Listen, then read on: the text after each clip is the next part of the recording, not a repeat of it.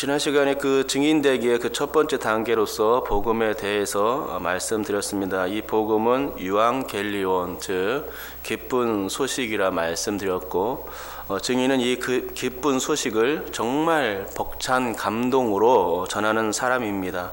복음을 전하는 데 있어서 가장 기초적인 지식이요, 그 원동력은 주의 죽으심과 부활에 있습니다.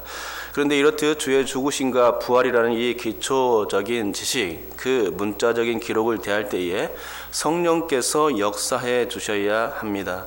성령의 조명이 있을 때에 성경의 문자적인 기록은 뜨거움을 동반한 믿음으로 확고히 굳어지고 믿어지는 것이죠.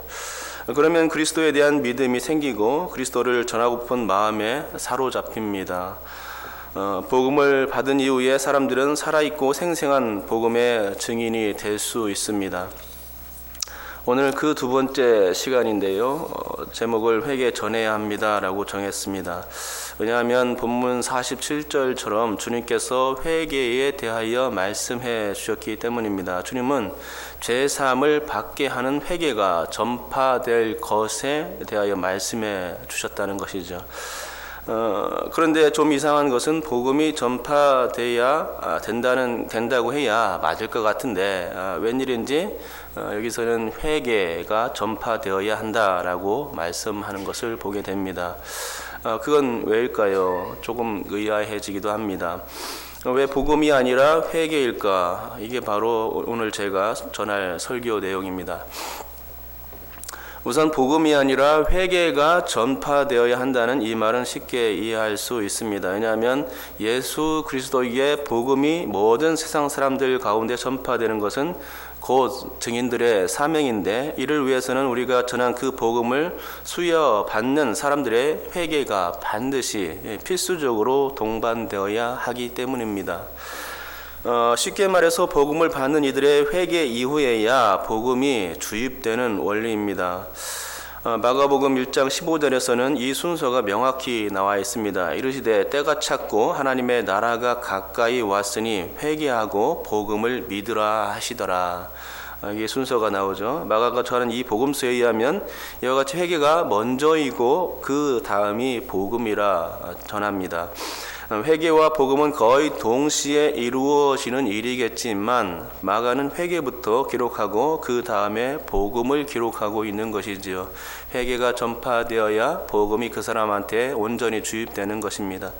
하지만 여러분, 마가가 회개하고 복음을 믿으라라며 회개, 복음의 순서로 기록하였다 할지라도 사실상 회개 이전에 복음이 먼저입니다. 왜냐하면 복음이 전해질 때 그 복음을 듣고 회개가 일어나기 때문입니다. 복음도 듣지 않았는데 어떻게 회개가 일어나겠습니까? 쉽게 말해서 복음, 회개, 복음이라는 순서가 맞는 겁니다. 그렇지만 복음, 회개, 복음, 이 순서는 이렇게 바꾸어 말할 수도 있습니다. 죄사함의 회개가 전파, 그 다음에 회개, 그 다음에 복음에 의한 믿음 발생이라고 순서를 정할 수도 있겠지요. 그러니까 죄사함의 회개를 전파하니 이 죄사함의 회개를 받는 그 대상의 사람들이 회개를 하는 겁니다. 그리하면 그들 가운데 일정한 복음이 심어지는데 그것이 복음에 대한 믿음인 것입니다. 그러니까 최대한으로 간략히 정리하면 복음을 회개 전파로 바꿀 수가 있고, 회개 그 다음에 다시 그 복음인데 복음을 다시 믿음 발생, 이렇게 해서 회개 전파, 회개, 믿음 발생의 순서로 다시금 말씀드릴 수가 있겠지요. 마가는 이 세 개의 부분에서 앞에 회개 전파는 빼버리고 단지 회개와 그로 인한 믿음 발생만 부분만 기록하고 있는 겁니다. 왜냐하면 마가는 복음 전함을 당연한 전제로 보았기 때문일 겁니다. 그래서 복음을 기초로 하는 회개 전파는 쏙 빼놓고 회개 그리고 복음에 의한 믿음 발생만 기록한 것일 겁니다. 그렇습니다. 여러분, 지금까지 살펴본 바대로 복음의 기초는 예수 그리스도의 부활과 죽으심과 부활입니다. 또한 주 예수 그리스도의 죽으심과 부활의 메시지라는 이 근본적인 복음을 전할 때에 따로 분리할 수 없는 것이 무엇이냐? 바로 죄사함을 받게 하는 회개라는 것이죠. 회개란 하나님을 멀리했던 죄악된 삶에서 그 죄인이 하나님께로 다시금 돌이키게 만드는 그 모든 작용입니다. 그러니 전도의 가장 중요한 목적이 이 회개에서부터 있다고 봐야 되겠죠. 방향 전환 없는 복음은 있을 수 없다는 얘기입니다. 그러면 여러분 여기서 복음과 회개에 대해서 한 번 더 정리해 보고 넘어가는 게 좋겠습니다. 먼저 복음은 지난 시간에도 말씀드렸듯이 기쁜 소식입니다. 이 기쁜 소식은 예수 그리스도의 죽으심과 부활이죠. 예수 그리스도께서 구원의 길을 터 주셨다는 사실, 하늘 지성소로 들어가는 길을 활짝 열어 놓으셨다는 사실, 이게 바로 복음이고 기쁜 소식이 됩니다. 구원의 은혜는 오직 예수 그리스도를 통해서만 주어지죠. 그러기에 증인이 되는 첫 번째 조건은 복음 그 기쁜 소식의 핵심을 간파해야 한다는 것이고, 그 간파함이 자신의 기쁨으로 완전히 체득된 상태여야 증인으로 설 수가 있겠지요. 그렇지 않고서는 그 충만한 기쁨이 없다면은 증인이 되지 못할 것입니다. 그렇지 않고서는 복음의 진정한 기쁨을 알릴 수가 없다는 얘기죠. 복음에 담대하지 못하고 부끄러움이 앞서면 자격 미달인 것입니다. 당연히 복음은 체득된 기쁨이 없이는 전달할 수가 없는 것입니다. 충만한 기쁨 가운데 그 기쁨이 자신의 그 안에서 복음으로 역사되는 가운데, 하나님의 말씀으로 역사되는 가운데 그 충만한 기쁨 때문에 전하지 않고는 배길 수 없는 그 기쁨 때문에 복음을 전하게 되는 것이죠. 그러면 이제는 회개가 무엇이냐? 회개는 1차적으로 죄악에서, 죄가에서, 그 악한 행위에서, 악한 길에서 멀리 떠나는 행위입니다. 더불어 회개의 2차적인 의미인데 이게 중요합니다. 이는 하나님께로 돌이키는 행위입니다. 그러기에 그 죄악에서 떠나는 일보다 더 근본적인 일이 하나님께 돌이키는 바로 그 일이죠. 전향이라는 말을 쓰는 이유가 바로 그겁니다. 방향을 완전히 바꾸는 것입니다. 그동안 세상이 기대었던 그 모든 삶에서 벗어나 완전히 방향을 돌려서 이제는 하나님께만 기대는 게 바로 전향입니다. 그게 바로 돌이킴의 의미죠. 완전 180도로 확 바뀌는 게 특성을 가진 것이 회심이고 이 하나님께 향한 회개이죠. 90도나 100도 혹은 110도, 120도 혹은 179도 모두 안 됩니다. 오직 180도로 완전히 방향을 전환해야 하죠. 하나님께로 전향하는 데 있어서 중간 지대라는 그런 개념은 없다는 것입니다. 전적으로 하나님께 귀의하는 것, 그것이 바로 성경이 말하는 회심입니다. 그러니까 회개란 크게 회심과 회개로 구분할 수 있다는 겁니다. 먼저 회심은 예수님을 처음 믿을 때에 회개하여 완전히 하나님께로 향하는 단회적인 사건입니다. 사람의 일생에 단 한 번 일어나는 그런 사건이죠. 하지만 회개는 사람이 예수님을 믿은 이후에도 크고 작은 죄를 짓기 때문에 반복적일 수밖에 없지요. 일생에 죄를 한 번만 짓겠습니까? 그렇지 않습니다. 수차례 지을 수가 있습니다. 알면서도 짓는 죄가 있고 모르면서도 짓는 죄가 있을 수가 있지요.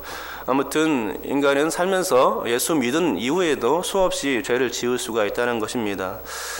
예수님을 구주로 영접했다 하더라도 중생 이후에 얼마든지 죄를 지을 수밖에 없는 연약함, 부족함이 아직도 우리 가운데 존재하는 것입니다. 그러기에 회개의 특성은 회심과 달리 반복성에 있다 하겠습니다. 다시 말하면 회심은 중생과 관련한 단회성이고 회개는 성화 과정의 반복성과 관련된다 하겠습니다.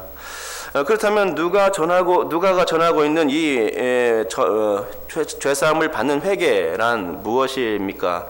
그것은 회개가 아니라 그러니까 회심인 겁니다. 복음 전도의 목적은 사람들로 하여금 하나님께로 그리스도의 품으로 인도하는 겁니다. 복음의 대상은 믿음을 가졌지만 회개가 필요한 성도들이 아닌 거죠.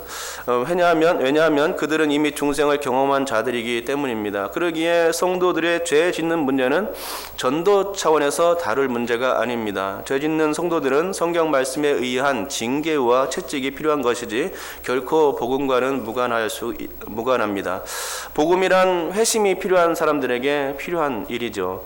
아직도 예수님을 알지 못하고 있는 저 불쌍한 사람들, 그들을 위하여 복음이 필요한 겁니다. 세상을 구원하시려는 선하신 하나님의 뜻, 그분의 의지와 뜻을 아직도 깨닫지 못한 저 불쌍한 사람들, 그들을 대상으로 하는 게 바로 복음입니다. 그렇다면 이쯤에서 죄사함의 회개와 관련된 증인들의 그 마음가짐은 무엇일까 한번 생각해 봐야 할 것 같습니다. 우선 증인되기 그 첫 번째로 제가 복음 알아야 합니다 라고 설교 드렸는데, 복음과 관련하여선 기쁨과 열정이 증인에게 있어야 한다고 말씀드렸습니다. 왜냐하면 그런 기쁨과 열정이 없다면 담대히 복음을 전할 수가 없기 때문입니다. 그러면 오늘 이 시간에 회개 전해야 합니다 라는 단계에서는 어떨까요? 증인에게 어떤 마음가짐이 필요하겠습니까? 그것은 영혼을 사랑하는 마음, 이게 필요한 것입니다. 긍휼의 마음, 이게 필요한 것이죠. 그것은 영혼을 사랑하는 마음인데, 이 긍휼의 그런 마음인데, 즉 영혼 사랑하는 마음이 복음에 대한 기쁨과 열정에 혼합되어야 하는 것입니다. 영혼을 사랑하는 마음이 없이 어떻게 전하겠습니까? 불쌍한 마음이 하나도 안 드는데 어찌 전하겠습니까? 긍휼의 마음이 내 마음속에서 일어나지 않는데, 그런 생각이 전혀 들지 않는데 무슨 마음을 가지고 회개를 전파하겠습니까? 될 수 없는 일이지요. 복음에 대한 기쁨과 열정이 있는 거라면 그에 대하여 사람들을 회개시키기 위해서는 당연히 긍휼과 자비의 마음을 갖고 가야 한다는 것입니다. 그게 필요한 것이죠. 그러면 여러분, 구원을 베푸시려는 하나님의 뜻과 예수님의 의지를 이제 볼 수 있어야 합니다. 하나님의 구원 의지는 신약 성경에서 아주 방대하게 기록하고 있기 때문에 시간 관계상 이 시간에 다루기는 어렵습니다. 하나님의 구원 계획을 설명하고 논하려면 아마 평생을 걸쳐도 못다 할 겁니다. 그래서 단적인 예로서 예수님의 잃어버린 양의 비유로만 설명해 드릴까 합니다. 누가복음 15장에 보면 잃은 양의 비유가 나오는데 15장 4절에 이렇게 기록합니다. 너희 중에 어떤 사람이 양 100마리가 있는데 그 중에 하나를 잃으면 99마리를 들에 두고 그 잃은 것을 찾아내기까지 찾아다니지 아니하겠느냐. 이 말씀에서 백미는 뒷부분입니다. 그 잃은 것을 찾아내기까지 찾아다니지 아니하겠느냐라는 부분이죠. 우리는 이 말씀에서 구원에 관한 하나님의 뜻과 주님의 의지를 발견할 수가 있습니다. 여기에는 한 영혼의 구원을 위한 하나님의 열정과 애타는 마음이 고스란히 담겨져 있습니다. 끝까지 찾아내겠다는 그 단호한 결심이 포기하지 않는 하나님의 그 사랑으로 나타나고 있는 것이지요. 여러분, 우리가 증인이 되기 위해서는 바로 이 마음이 필요한 것입니다. 한 영혼에 대한 가치를 바로 세우는 작업, 그 작업이 필요한 것이요. 그 한 영혼이 포기되어지지 않도록 끝까지 붙들어내는 집요함과 애타는 열정이 필요한 것입니다. 이것이 증인 되기의 자격 두 번째라는 것입니다.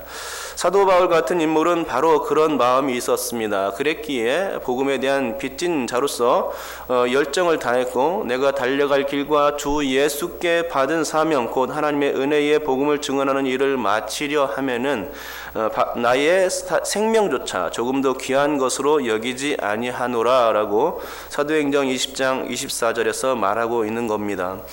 그는 복음을 위해선 생명까지도 귀하게 여기지 않겠다는 결심이 섰던 것입니다.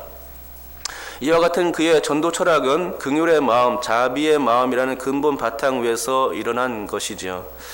그렇습니다. 우리는 증인이 되기 위해서 죄사함의 회개를 전파해야 합니다. 그러려면 한 영혼의 중요성을 깊이 있게 깨닫는 작업이 선행되어야 하는 것입니다.